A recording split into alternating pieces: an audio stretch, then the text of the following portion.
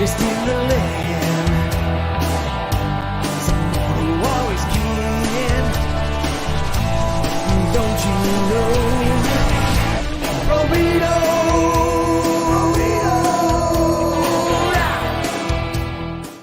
Oh yeah, welcome to the Treehouses, episode 31 of What's Up Flobo After Hours. That's the show we get to talk with the movers and shakers and doers and have a good old time. And we're all actually live every Monday night, 10 p.m. Pacific. If you're in the chat right now on YouTube, on Facebook, on Twitter, on Twitch, thank you so much. Especially if you're on that Twitch, hit me a follow. This show is brought to you by members of the Boyce crew. Those are my Patreon subscribers. You guys are making this show possible. I want to give a shout out to Christopher C, Christy H, AC H, Edric P, Oliver E, Matthew C, and Lindsay U. Without your support, this wouldn't be a possibility.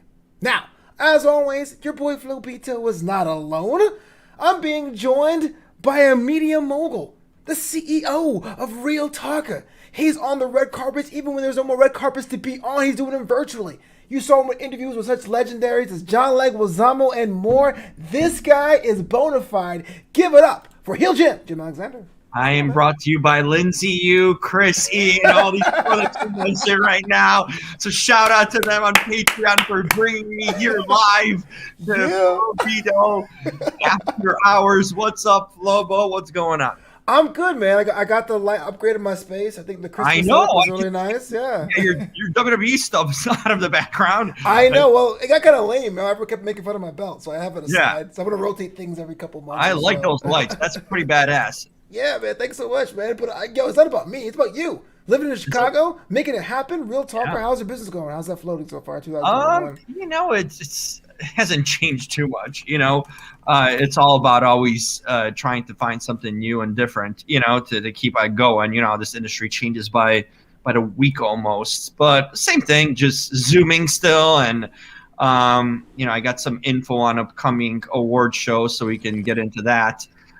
What's going to go on this year? I'm guessing people are wondering, are we going to have like award show people there, all that stuff? So I got a little bit of inside info on that, and yeah. So I'm just every day, just kind of sometimes on repeat. But we're opening up things in Chicago, so. Big things popping, little things popping. Shout out. No, you know what? Yeah. I love awards if I'm actually nominated for some, but if I don't get it, who cares? But yeah, good question. Because this time last year, we were actually on red carpets. You were part of it. Took me out. He was like, yo, man, get suited and booted. We're doing the red carpets. And this guy had me on. I talked to Master P, Kathleen Gifford, Raven Simone, even that Raven Simone interview was kind of lame. But everything else was awesome. Hey, you saw Tiffany Haddish. You saw Chris Rock, okay? Sean Robinson, oh my goodness me. Yes, no question. And my boy, Russell Peters. And a long ass conversation. Oh man, so for those of you who don't know, it's actually on my YouTube page. I got to make, so you guys know I'm a stand-up comic, even though there's no more comedy to be had. And Russell Peters is like one of the best first generation comics out there. I mean, he's Indian, but he's from Canada, and so I hit him up on the red carpet, and I was like, "Hey man, any tips to how to get good?" And he's like, "Well, how long have you been doing it?" I'm like, 5-6 years. Like, and you're doing this now? Like, you're already ahead, and that was like the nudge I needed, man. And so it was totally appreciated. I know you had other business that day, but I was like, "Oh, Jim, that's cool." Those nudges, like when you think about what you're doing now, you always keep that stuff in the back of your mind. Like Russell damn Peters told you that you're ahead of the game, Yeah, that means a lot. So that holds weight, man. You know what I mean? These are things sometimes that we get when the times are tough. And, like it's been for a past year, nothing going on, where you kind of hold on to. It's like, damn, you know what? It meant something to me that Russell Peters said I'm doing well, or I'm not, even you can feel bad about yourself or like, oh crap, I'm not where I should be. But if you hear that from someone like him, someone that's accomplished, someone that's top of their game, it holds weight, and always that adds that motivation to you and kind of that gives you that reassurance that you're doing the right thing. So we got a lot of new people in the chat, man. I gave up to Lou up here, part of Frost Esports, the Rocket League crews rolling through. Dylan Hey. Matthews, JLJ Media, Kirsten is there too. Haywood Wong's in the house, and tell your friends about it. So for those who don't know about what you do, RealTalker.com is Right. this. It's not just a movie site. It's definitely a look at the entertainment industry through your eyes and perspective, which is hard to come by these days because everyone is kind of doing the same thing. Right. So as this is changing with the virtual meetings and stuff, like what does it mean to you in 2021? Like, what does Real Talker mean to you? It's been a change. Like you said, I found myself in the past year, doing new things. Like suddenly you're talking about, like, you're interviewing people who are company heads, or product inventors, things I didn't even think I would do, but like I actually kind of enjoy doing it now. It diversifies what I do. So it's like suddenly you're pitching products. You're like, hey, check out this wine bag.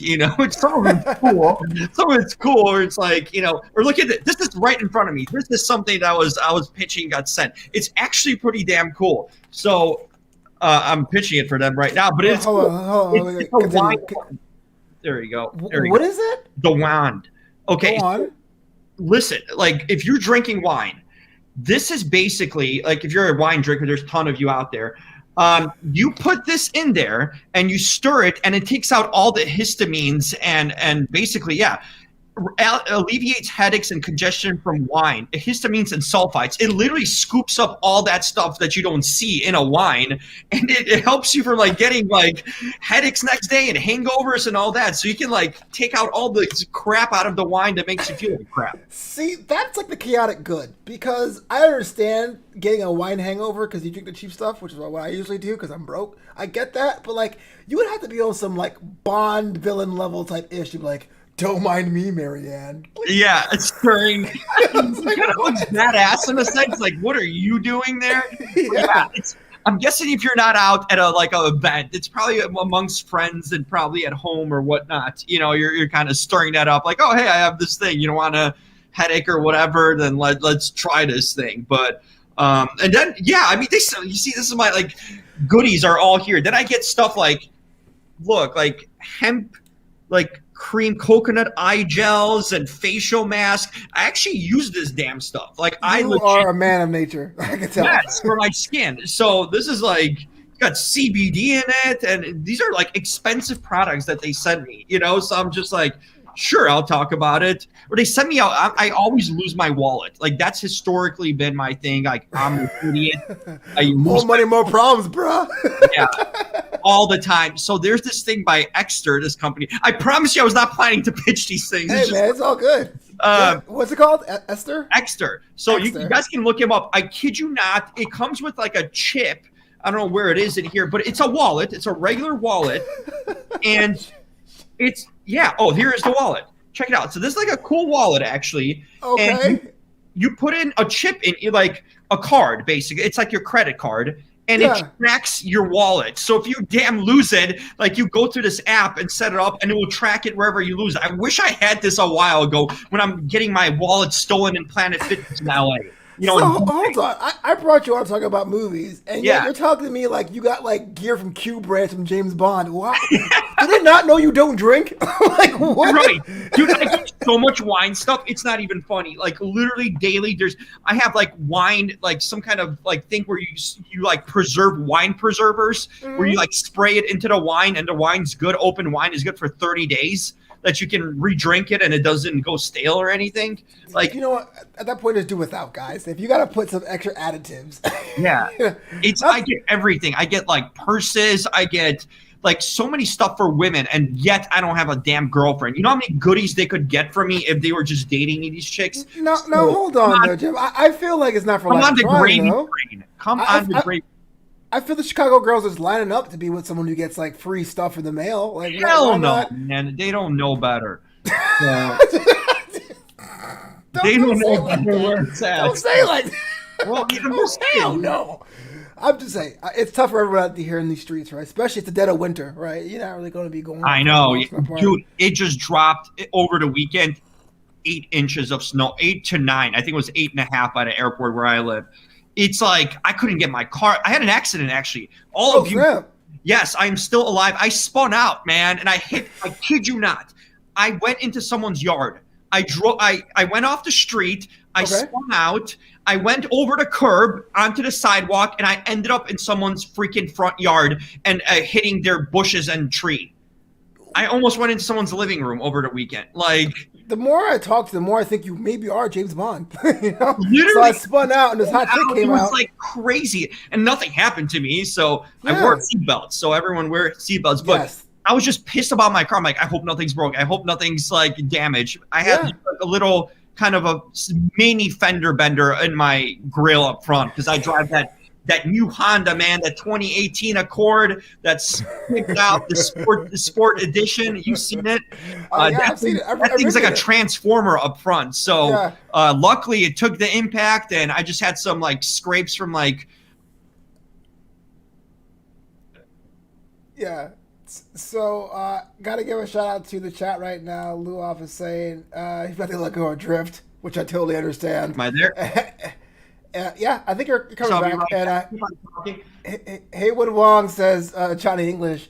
Well, Jim Alexander is taking a sweet time. So again, if you haven't checked out his website, it's realtalker.com. I mean, he's not only just there's all of us out there that like reviews movies with like hot takes, but Jim is actually somebody who's a journalist. I mean, PR people call him to contact him. They get to sit down with different people, get to ask them what's going on. So look, we're doing, but instead of me asking my friends what's going on, he's actually talking to celebrities. You know what I'm saying? Not saying you're not a celebrity. I'm just saying. I mean, you know, they'll smarten up one day, but just now they're talking to me. I just talked to Lucas Till, Havoc from, Alex Summers from the X-Men movies. Okay, yeah. How was that? That was cool. He's doing a movie called Son of the South. It's about, like, the Freedom Riders and stuff. Oh, Son of the South. I think you said Song of the South. I was like, oh. Yeah. He was singing there, too, I think. Yeah, so no, he did a good job actually. He took that Alabama accent. I don't know if he could pull it off. I just kept on thinking Havoc or MacGyver, you know, because this Friday nights on CBS MacGyver. CBS shows, they give you the 2 episodes of 20 seasons. You know, NCIS is still going. Like, I had no idea. It never ends. Never ends. Who's sitting at home and be like, man, I hope I know what Gibbs did this season. Like, it's the same stuff. It was 10 years ago. Never ends. They're a network that can make Love Island into like a 30 episode. Shout out to Jarek Fisher. What's going on? 5 days a week. So let me ask you a question now because I know you're not going to movies because most of them are shut down everywhere. Like, what? They opened up theaters here in Chicago, by the way. Oh, you lucky son of a gun. Yeah. Okay. Well, look that aside. Before that, what was like your streaming service mix? Like, are you a Netflix, Hulu, FX guy? So I had, good question. I had Netflix, but I didn't use it. Literally, I turned on when I have a date over. Like, legit, that was the reason to turn on Netflix. To chill. To chill, like, literally. And I kid you, like, it usually starts opening credits and there's no more Netflix. Wait, hold on. See, back in the day, you put on, like, Barry White or something. You put on Netflix and just be like, whatever. Netflix, I'm telling you, man, opening credits, that's where, you know, like, I hope it doesn't go further than that. Because if I'm halfway into the movie, then, you know what I mean? It's taking too long. All right. So what else? What else you got? You got Netflix is only for your dates. What else is looking good? I think I lost you again. There you go. Hey, so Netflix I'm back on. I don't know. Yeah, I don't know if my internet connection was horrible or something, but I think Netflix overheard you talking trash about probably. Like, yeah, Netflix. Like, oh, hell no. Hell with this guy. So okay, so what do you have? Netflix. I had Netflix, Hulu because I had the package of Hulu, ESPN, and Disney, which is a good deal. F1.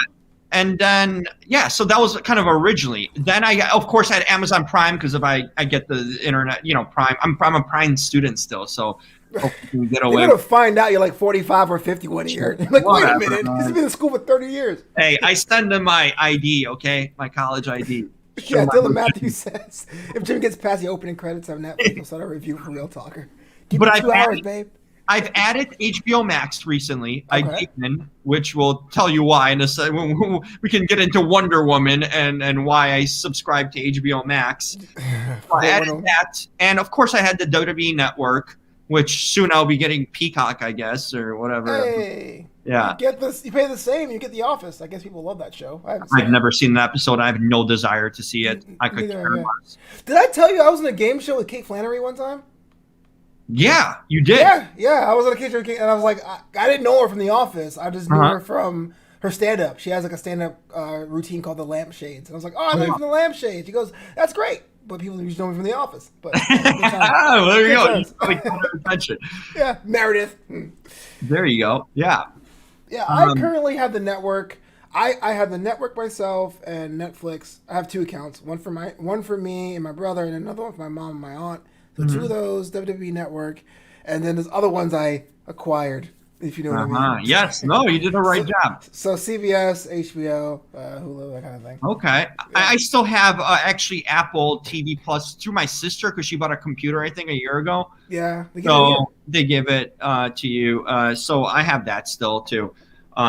So yeah, I literally have it all almost. I just don't have right now Peacock and CBS All Access, but I'm debating CBS All Access because of Champions League soccer, you know. So good thing is it's being changed over to Paramount Plus, and so you're getting CBS, MTV, BET, VH1. Oh, really? Yeah, I get all the Star Trek shows and then Champions League. That's pretty much what it's for. That's worth price submission. Yeah. But I mean, I've heard about it. Yeah, after your buzz. So anyway. There you go. Oh yeah, I heard about that too. I heard it's dead. Yeah. Oh yeah, Haywood Wong says, yeah, CBS is becoming Paramount Plus. Yeah. Oh, not very nice. That's going to be good. That'll make it more. I think CBS All Access gets kind of forgotten in the shuffle. Like, what do they have to offer besides like the diehards and niche people who are like, ooh, Champions League or whatever, or people for Star Trek, you know? But now with maybe Paramount, I think it's going to give it some more boost because they got to compete. And you know what? Out of the streaming things, you know, I think HBO does it. Like has the best content. I will go out and say HBO has the best content of all of them. Still? After all this time? Yeah, when you talk about shows and the thing that they were doing with the movie releases, you know, that makes it appealing enough. That's like going to the movie theater if we could, you know, getting a new release. But I think they have the best package overall with stuff. I think the Warner Brothers thing is huge that they have, you know, that relationship with Warner Bros. But I like they have all the like I'm a fan of the DC animated stuff, and there's every DC animated movie on there. Now they added the Batman animated series to it too. I just personally I enjoy, and I think they have the best original programming when it comes to like combination of shows, documentaries, and even now original movies. I think they have the best value. I think Netflix is overrated though. I do. Fair enough. Which is kind of why I did my Netflix show for that reason, because it's like everyone buys it as a standard, but we don't really watch the originals as much. At least I don't think so. So that's why my show's that way. But Derek Fubo is where it's at. Derek Fisher, wait, Forrest Bias? Fubo? No, he means Fubo. Hey, good quality clothing there, man. I used to wear that stuff. Do you have Discovery Plus yet? He also asks. No. And JLJ Media says Disney Plus. What about that one? Oh yeah, Disney Plus. Yeah, I got that. But there's nothing to watch on Disney Plus really ever. You don't watch Dark Green Duck? No, you don't believe in cartoons. I like the old school. Okay, X-Men animated series. I'd get that and the Spider-Man animated series. That'd be probably the top. Oh, Spider-Man, radioactive Spider-Man. What from the Yep. 90s? Hell yeah, dude. Stuff. Yeah, man, that guitar riff. Fubo. So what's Fubo, man? I know that was Fubo's another live TV service. It gets lost in the shuffle with other ones. Oh, I get. I have YouTube TV. I've had it for the longest time. Why? That's my number one go-to. I record everything. It literally gives you unlimited space and storage to record. I think I'm recording everything that's on TV, literally. It's in my queue constantly. So it's perfect. I love the recording. Sporting events, wrestling, which I haven't seen in months, Bachelor, if I miss it, which I don't. It's Monday night. I watched tonight. Wait, hold on. Yeah. You watched The Bachelor tonight and you missed the Royal Rumble? Absolutely. I will not miss The Bachelor on Monday night. Do you understand? The Royal Rumble's a big deal, though. Queen Victoria was at a huge controversy with Anna tonight, and it was just too much going on in The Bachelor. Absolutely number one choice. The Royal Rumble, though. I'll tell you, I didn't finish. I started watching the Royal Rumble. I had a guest last night, and we were my Say no more, fam. I got you. I was No, I gotta watch 4 hours of Drew McIntyre. Hey, she said, that's a keeper when she's like, I watch wrestling with you. I'm like, stop it. We turned on the damn pre-show for Royal Rumble, and she was legit watching it. Oh, what? Yo, is she still single? Because, I mean, your boy needs a wrestling. Currently, yeah. So there it is. That's Hey, gross. how about this? How about this for numbers? 5'10", Latina with green eyes. You had me at 5'10", brother. That's a unicorn right there.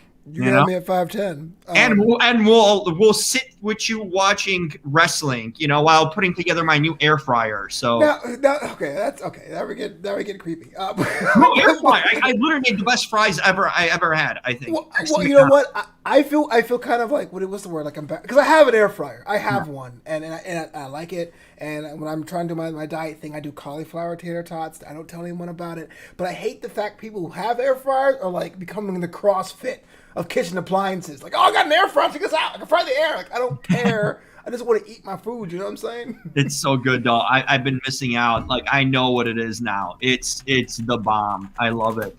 Yeah, I use more for like vegetables and potatoes, but the meat stuff is cool too. I mean, I'm not knocking it. I think its specialty is fries. I think that's the number one thing. Like, fries from an air fryer are the real stuff. Yeah. What kind's your favorite? What's your favorite cut? I'm just curious. Just regular. Like what's like McDonald's regular or like yeah. thicker cut from Five Guys? No, not thicker cut. Nope. No, not steak fries or any of that. Just the regular. Purist. Oh no! I wouldn't. Yeah, no tater tots, none of that stuff. Just regular fries. Curly fries, nah, I'm not into that. Just give me regular. Give me regular, and I'm good. Yo, let me ask you a Not question, those man. pencil thin ones. God, I hate the thin fries. Like those really thin fries. Oh, the shoestring ones? The hell with that crap. That's not fries. Okay. You were very adamant about that. Okay, what are the top threes now? I was forget my next question. What is the top three of fries? Okay, like regular ones, like aka McDonald's kind of fry that looks like that. Okay. Then it's kind of particular, but steak fries are pretty good. They're a thicker cut. Okay. But they go good with like meats and fish if you want to make that. And then the third one would be, that's a tough one. You know what? I'll go with if we can diversify it. I'll go with hash browns. Okay. I mean, it's a little bit different. So comparing dogs to wolves. Or waffle fries. Okay, I'll go with waffle. I love waffle fries. Like, we're talking about Chick-fil-A waffle fries? Yeah, okay. Actually, that'll be my number 2. Chick-fil-A waffle fries, that sort of type. They make them, top notch. Yeah, wow, waffle fries. You think you know a guy. I thought Jim would be like, oh, no, I'll eat protein shakes and leaves of lettuce. He's like, no, here's my fry ranking. Forget those shoestring crap. Dude, my sister went to a psychic, and they told me, like, the psychic told her about me, and it was some reassuring stuff, but like, he's going to lose 20 pounds. So I'm like I'm like, oh, so I'm fat right now, but I guess it's coming off. So I hope it does for your sake, because you're looking forward to it, but like, how do you go to a psychic like now? Like, do you call a psychic up? Do you go walk? No, she went in person. Man, Chicago's like, they don't, come on. They're like doing stuff out here. They're loosening up stuff. But walk me through this. Your sister's sitting at home being like, oh man, it's been a while since his she met some guy she's been dating, and he goes there once a year, and he told her to check it out, and she went. Oh wow. So yeah, and I know this psychic's for real, man. He legit said, she said, your brother's never had a meaningful relationship in your life. Like, this dude, for sure, gospel. Like, this dude knows the truth. So what a horrible thing to say that also validates him as a psychic. Yeah. Totally validates it. No meaningful relationship. Complete truth. I don't know how someone that wouldn't know me would know that, but that's absolute legit truth. So I give big up to that psychic. Charlene, you're a friend of the show. I always want to know this, but how do you pronounce your last name? I feel like we're friends now. Is it Cernagel or Cernagel? Let me know. Why is your sister asking a psychic about their brother? No, they just started telling her. Why the hell not? She wanted to know if I'm gonna like get a chick or I'm gonna get a job or like, my sister is like close with me, so like she will like go for bat for me. And even if there's a psychic, she needs to give me some like hopes and inspiration. So, but the psychic told her without asking. I've never been to one. I will say I've gotten close. I've walked to the door. I'm like, but that's when I was out and about. So I just kind of found it weird, not weird, but different here in California. I guess they go Yeah. out there and say, Well, "Today's the everyone's day." like in California, man. Everyone thinks like they can read you a horoscope and they know. I wouldn't trust a damn thing in LA Do you, about psychics. do you not believe in astrology? I don't believe in it in LA because every It's a fool force field. It's a giant bubble. every fool thinks they know they're like psychic and fortune tellers in LA, and every girl is about energy and like I hated hearing that. Like affirmations, like here's an affirmation: get off the damn couch and do something with your life instead of waiting for some like hocus pocus mystic stuff to come over you and like change your life. My name is Jim Alexander, and I hate energy. Wow. I hate energy. Like this is just nonsense to me. It's about getting things done. JLJ Media says, I went to psychic once. Let me know how it went in your experience. Hey, my man James, we had a great. This is a new Bachelor fan, James Lott Jr. I converted him to a Bachelor fan. I'm very excited about that. Fair enough, but back to entertainment real quick. Yeah. Just have one more question about the whole like shifting of 2021. Yeah. I think you're like me, but in the olden days, you will go to a movie at like 11 a.m. Oh yeah. On a Tuesday, get your own whatever, chill out, watch a movie yourself. Like, what is your viewing experience now? You still go to movies at that same time? Do you stay at home? Like, what is the mix now? I haven't gone to the movies. I mean, they just opened up recently out here, but I'll consider it. Especially since I like looked on the app since like all like 5 people allowed or whatnot, so it's like pretty empty. No one's going. So I think you're gonna have like a pretty isolated experience. So if that's the case, I will go. Oh, yeah.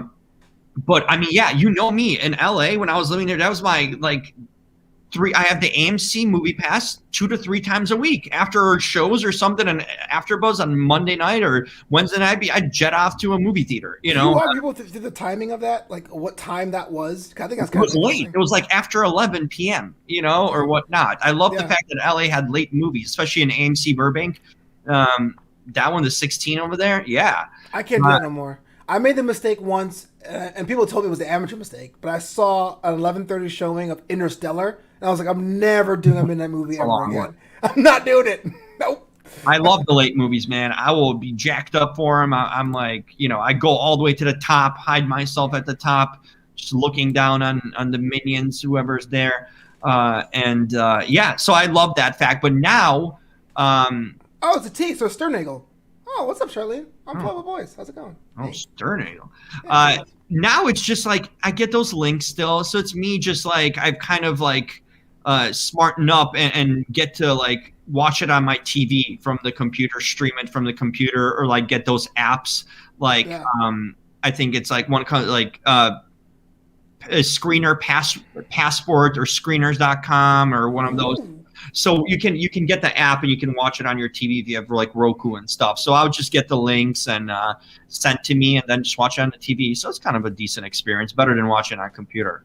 Yeah, for sure. I would think so. Get your. But you still miss the movie theater, man. That's the one thing. That's nothing beats that experience. It's just cool seeing the big projection and just the atmosphere. There's something about being in a movie theater you can't change at home. It's funny because when I was a kid. Not to say we were poor, it was all, but it was like my parents were working class and they were kind of homebodies. So I went to movies like twice a year, which is a good thing in that because I went so infrequently, when I went, every movie was great. I saw Batman and Robin, best movie ever. You know what I'm saying? Yeah. But I get it. If you are used to the fresh popcorn, the sitting down and the black screen, then it's a little different being on your phone. Derek Fisher says real quick, Jim, just want to let you know that you converted me to liking King Corbin. He's the man, one of my favorite wrestlers. Absolutely. This is music to my ears. You're welcome, Derek Fisher. I love hearing things like these. These are success stories for me to hear things like that, So I love that. I love hearing that's beautiful. King Corbin will always be my king once and forever. Whatever. And JLJ Media says, I won't be going to theaters in LA for a long time, even when they open, which I understand. I mean, LA's different. LA theaters versus like Chicago theaters, for example, people don't go to theaters. Like they go like in small amounts. Like even let's say when it's open, when everything was fine. LA, on a Monday night at 11 p.m., the shows are sold out. Like, people just go to movie theaters out there. Like, it is like unlike anywhere else. People are just flocking movie theaters at all times, all nights. You know what I mean? Sunday nights. Like, here you will see nobody on a Sunday night, you know, before COVID times. But LA was just a different animal when it comes to movie theaters because people just flock them at all times and all days, always. Yeah. Says thoughts about the death of Screech, Dustin Diamond. Do you like the old '90s TV rebooting? So that's two questions, I guess. Yeah. Oh, yeah. That's a good one, man. That sucks. I mean, you know, Screech was always like that character, that actor kind of stuck around. You know what I mean? Like, his character lived on for years in a sense, and you know, he did all sorts of gigs and boxing fights, but that just shows that, you know, for me, that's staying power. For me, it's like, oh, he's trying to work, you know, take his last seconds of fame, but like, damn, if you're still getting recognized 20 years after a show's off, you know what I mean? For me, that's showing some kind of legitimacy. So, but man, that's just awful. You know, I just heard about him having cancer like a week or so ago, and for him to go that quick, that's unfortunate, man. It's kind of ironic now with the Saved by the Bell reboot 2 coming out. You know, I would have liked him to appear on it, you know, but that's sad. It's sad stuff. Too young to go, and bad news. As someone in the entertainment industry, like you're a journalist and all that, and seeing actors delve into a role or being known for a role, Yeah. I mean, there is an unsold story about how typecasting can really affect someone. I mean, Oh, yeah. White will always be Steve Urkel to a lot of people. Jasmine Guy will always be Whitley to a lot of people. I mean, from your perspective, is that like a good thing to be recognized for a character, or that could be too much? Well, here's the thing. I talk to a lot of these actors are known for that, right? I mean, I have these conversations all the time, and I always ask them, like, how do you feel being, or by your character name? You know, Alexander Siddig, you know, from Star Trek, and Yeah. you know what I mean? Like, he was, who was he on? Oh my God, Doctor on Star Trek. Was he Doctor? Shit, I forgot his name. Jesus. It'll come to me probably. Dr. Bashir. There we go. On Star Trek, I'm like, do you get recognized? DS9. Yeah. I'm like, do you get recognized as being Dr. Bashir? And he did a run recently too as Ra Al Ghul on the Gotham series, right? I'm like, do you get recognized as Bashir? And he's like, you know what? And he went this in-depth thing about how he didn't, at the time when he was on Star Trek, didn't appreciate it, didn't care. He was young. He's just like, whatever. But now, after he looks back, he's super proud of it. He's like, I took it for granted what it meant to be part of the Star Wars universe, you know, and the fandom of it. And it's like, it took him, he's like, but I was immature because I was young when I got cast on it. And it took him all these years to look back and how people are affected by Star Trek, you know, and how much it means to them and how this character. So I always ask them, like, do you like being kind of known as a character that you did like 20, 30 years ago, you know? And most of the time they do, they appreciate it. You know what I mean? Yeah. They're like, you know what, it's a fond thing that I go by, you know, and like, or I mean, I talked to Robert Englund, who Freddy Krueger, you know what I mean, and or who else was I talking to? About the Candyman, you know, Tony. Jesus, I'm forgetting all these names. When are you gonna clip this out? I'm like, oh my goodness, I thought we were one of your best interviews. Yeah. But Tony was great. I interviewed him a few times, and he just talked about it, you know, being what the Candyman was like his big breakout thing, and the guy's got like 300 movies under his credit, you know, that he's been in and done so much. So I've always found the sense of appreciation for a lot of these character actors that have done other successful things, but still get kind of known for their earlier work that kind of transcended things. Totally understand. Let's talk about some movies, man, we've seen recently. I mean, you and I both have thoughts about Wonder Woman 84. I just want to know, since you are a Rotten Tomatoes certified journalist, is that true? Is that my reviews were certified when I wrote for publications. Okay, whatever.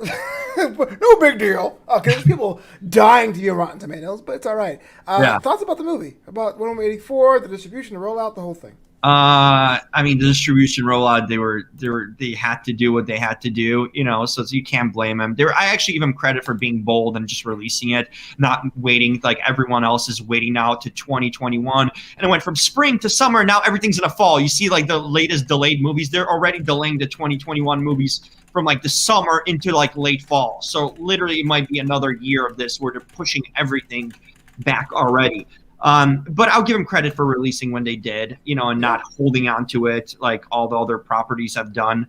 Marvel did with their movies. But man, I guess get it out of the way, because that was pure trash, when you do that. It was so corny. Like, that's what I'll say. Don't get me wrong. Like, the first Wonder Woman was like, people talk about, how empowering it was. Like, first of all, you've seen female figures that are cool and athletic and ass kickers before. So don't act, everyone, like Wonder Woman was the first character you ever seen in your life that came out a couple years ago. It's different, dude. It's different. I will never believe that. I will never believe that. Like, Wonder Woman changed my life because here's a female kicking ass. Did you not see this in other movies? Linda Carter did Wonder Woman in the 70s. And that's just it. People who are older remember Linda Carter, Wonder Woman, and those who are younger knows your mom liking Linda Carter.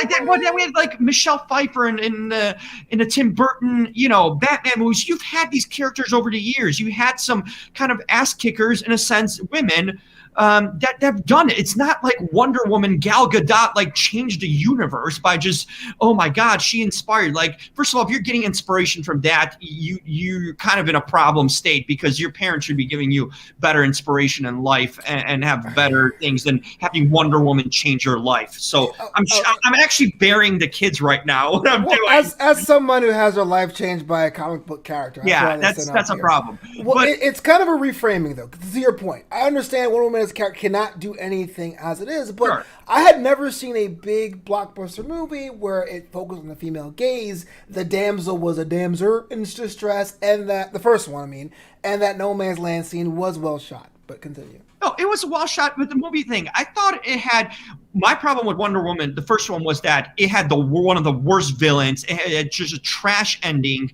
with like just a blow up. The storyline was good. I thought I incorporated history. I thought that having the love story was actually cool, and I thought Chris Pine did a good job at it with his character. But with Steve Trevor, and the thing is that it had a good historical concept. The movie just looked well shot, just that the villain was trash, and the ending was just kind of cartoony. But overall, it was a decent movie, not a great movie. They made it out to be a great movie, which was not, but it was a solid movie. This thing was just a complete abomination. I don't know where to start. You had this like, they tried to go for the 80s, and the only thing they nailed is having like a stereotypical like mega maniac villain that was just like weak, but there's so much emphasis put onto him. You know what I mean? Like, he basically rubs a genie. It's like some rock, and he has all these wishes.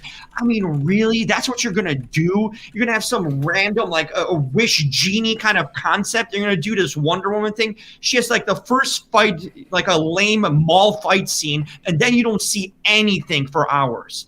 Anything. It's just, like, this lame, like, and Kristen Wiig, we're talking about, like, here's a thing about, like, if you want to talk about objectification, her character was so objectified. Like, ooh, here she's so sexy. Ooh, look at Kristen Wiig, so like made up and dolled up. Like, I didn't care to see that. You know what I mean? Like, the sexy Kristen Wiig, and that was like her basis of her character. Like, oh, she's a nerd that is just super sexy. Now gets to kick up, beat the hell out of like creepy, like homeless guys or something. Like, I don't homeless. They're kind of sitting around. It was just lame all around. I thought even the Wonder Woman scenes, like with her, just like it was so like it almost felt like they had a fan on and just blowing at her, so her hair goes back up, and it looks so slow mo when she's like running in the Middle East after those trucks. I just thought it was so cartoony and CGI overdone, even though those movies are CGI movies, but it was just like cheaply done. It felt like this movie was just cut and pasted and rushed, and just feel like, hey, let's just not cut anything. Let's just give like 3 hours of like nothing happening. It was way too long. It could have been cut down to literally an hour 30, and I wouldn't have missed anything. I just didn't like really anything about it. I just thought it was just a complete mess all around. It's like you let in an amateur cook into the kitchen, you give him some damn ingredients that were in a fridge for forever, and I'm not tasting that damn thing. Wow. That reminds me of the heel Jim rants back in the day. I agree with you on some levels. I felt like the movie was written to be 2.5 hours and work backwards. There were a lot of scenes were kind of like air it out and kind of loose. And I didn't know. I'm glad they answered it, but I didn't like how they did it. Whether or not Wonder Woman could fly in the invisible jet, that's all well and good. But it seemed to me the first one was, here is a badass warrior that likes ice cream. But this one was definitely like, I want my boyfriend back, which seemed to portray what Wonder Woman was about. So I'm like, even if I'm willing to take flaws and all, because I still have the Green Lantern movie, I have it on DVD. I have a very low threshold when it comes to DC movies. It was almost like the Wonder Woman in this one was a different Wonder Woman from the first one. So yeah, she's so reliant on Steve Trevor. It's like, oh my God, I just need him in my life. I have everything I want.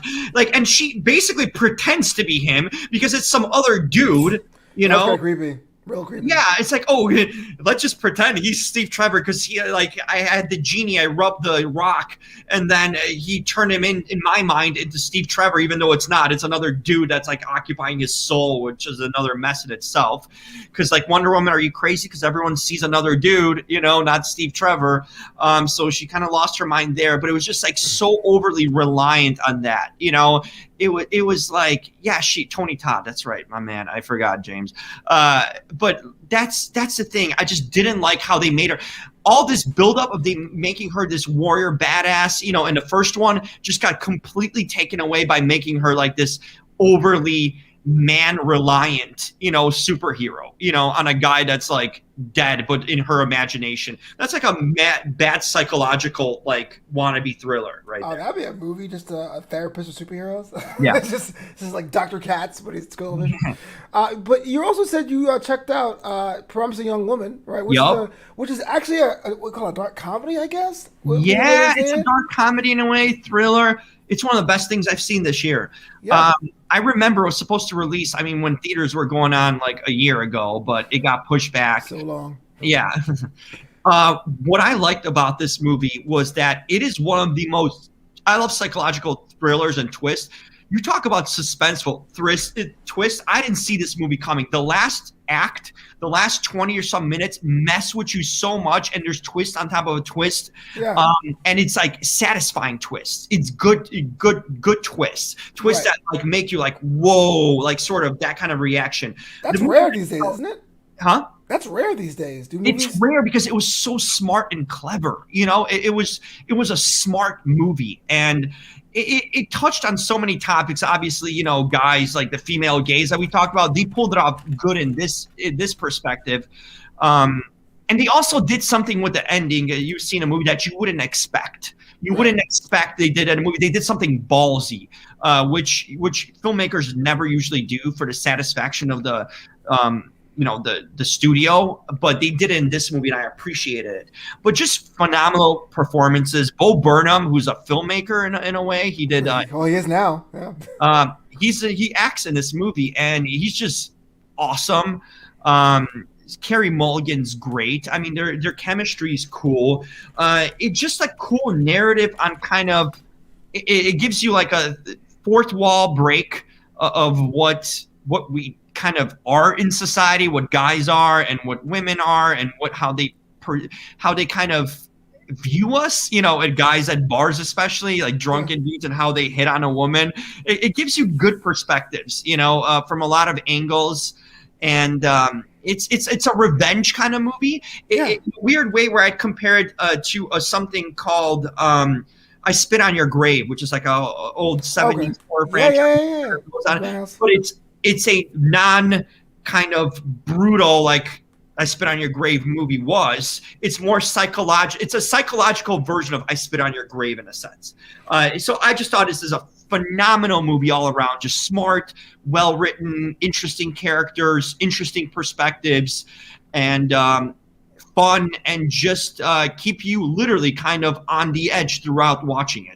Just want to give another shout out to the people over there on Facebook, on YouTube, on Twitter, and Twitch. Make sure you hit a follow on that Twitch platform. I'm not sure if you answered this question already because I've asked you a bunch of questions, but Derek Fisher said the last movie he saw in theaters was Kick-Ass 2. What was the last movie you saw in theaters, Jim?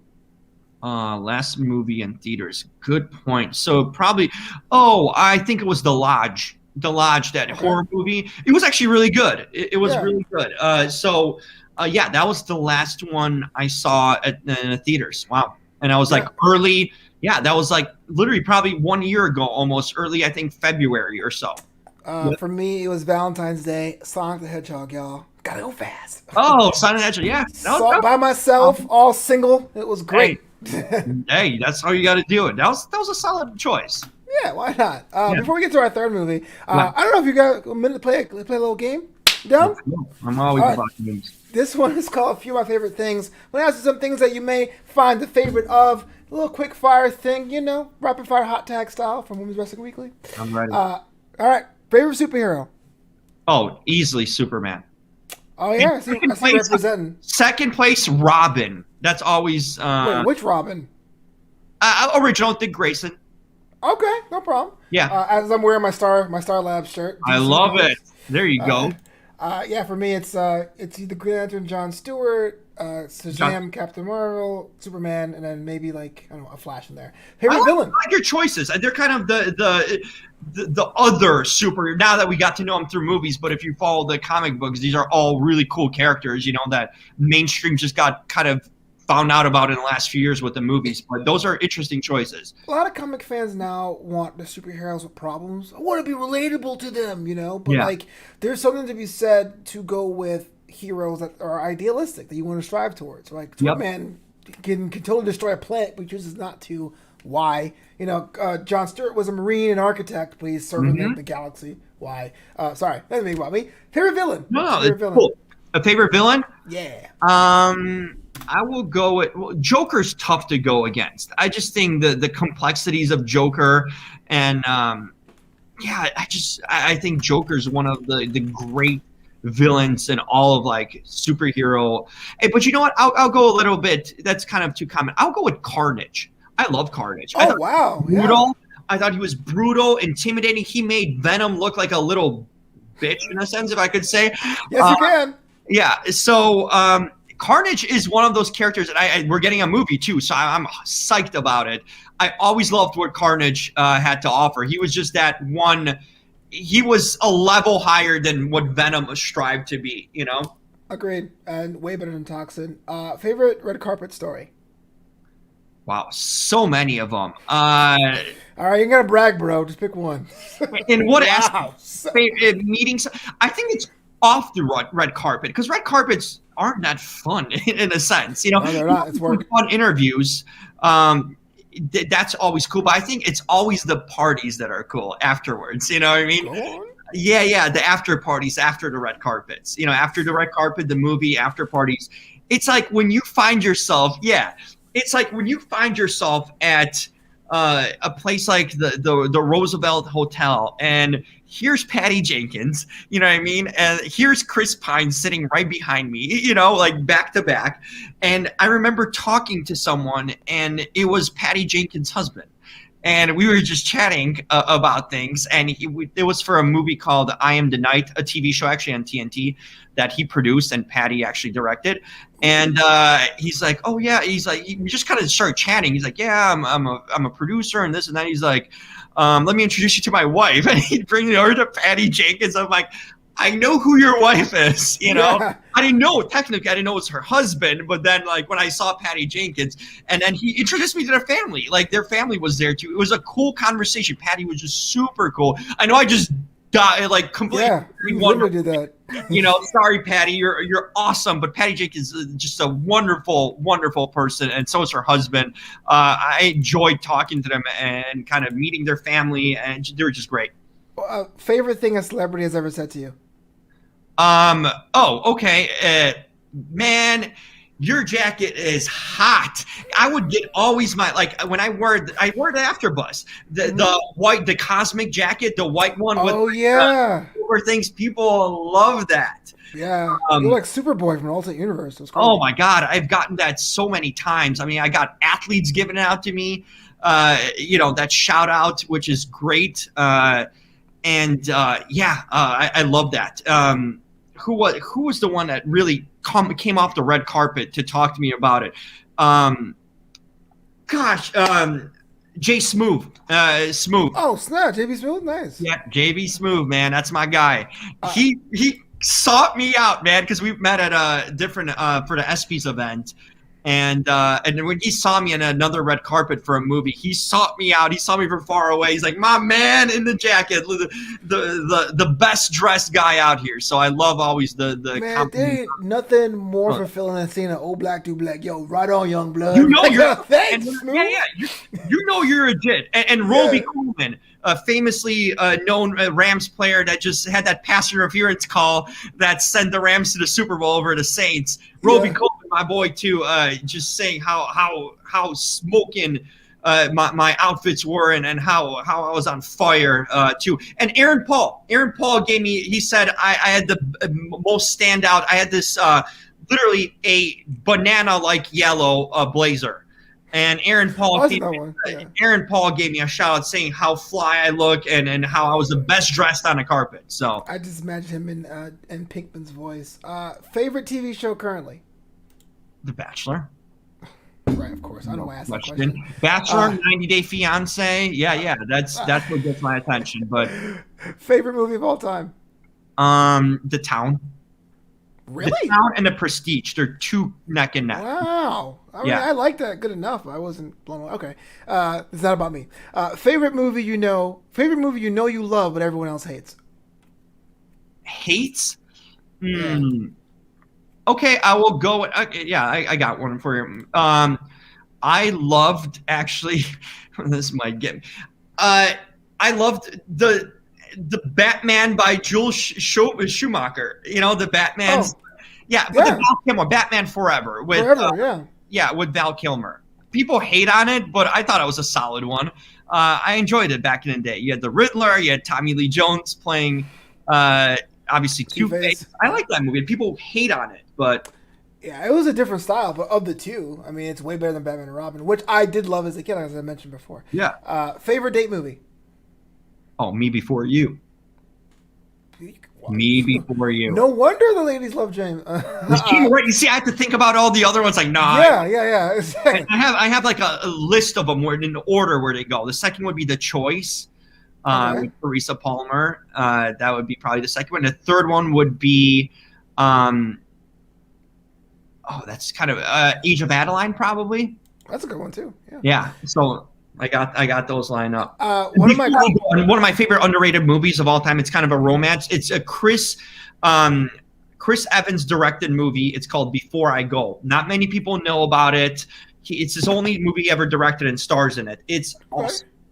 I think one of my my old coworkers was the voiceover in that movie, Age of Adeline, which I was told to check it out. It's shot in New York.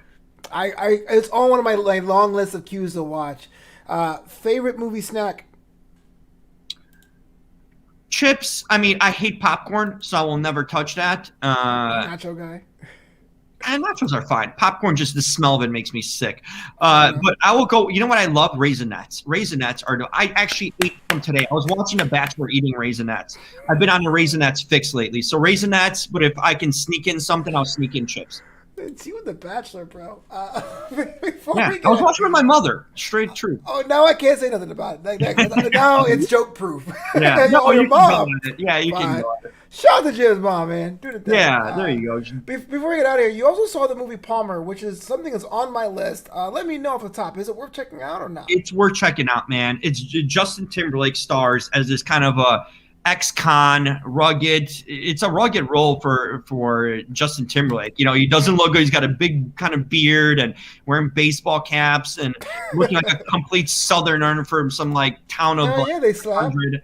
But it's a cool story, man. It's he plays an ex-convict that comes back to his old town, kind of trying to readjust. He doesn't really have any family left. His parents are dead, and he lives with his grandma, who also like takes in this young boy from the neighborhood. And this young boy, like his mother's like a druggie and just like complete trash, you know, in every sense.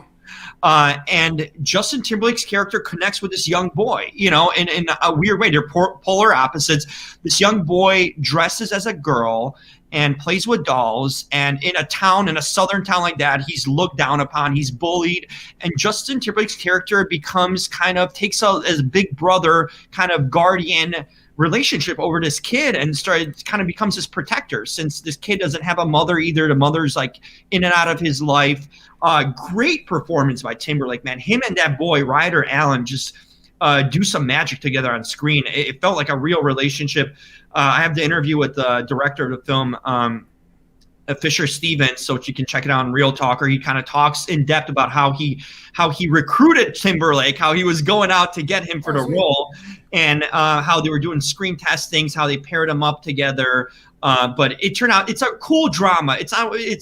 It'll kind of make you feel emotional, but other times make you feel good. It's a whole different character inside of Timberlake. I really like this film for the performances and the story, and it's kind of a warm-hearted story. And these are kind of real like characters that could be real people. So how do you rate your movies? A letter grade out of 100? No, I give like scores out of 100 percentages, right? So like 80% out of 100. So I break down these percentages in categories. It goes 5 categories: acting. Then I do something called like basically, was it entertaining? Like entertainment value? Like how entertaining was it? What did they do that's unique or interesting? Yeah. You know, something different to the movie. And there's a few other categories in there, but I kind of like go over them. There's 10 categories. 10 is the max you can achieve. And it's like, you know, out of 10, 7 out of 10, 8 out of 10. Then I add it up, divided by 50, you know, the score. And that's how I get my percentage. Can you tell me what Palmer got, or is I got to wait to Palmer, I think, got 80.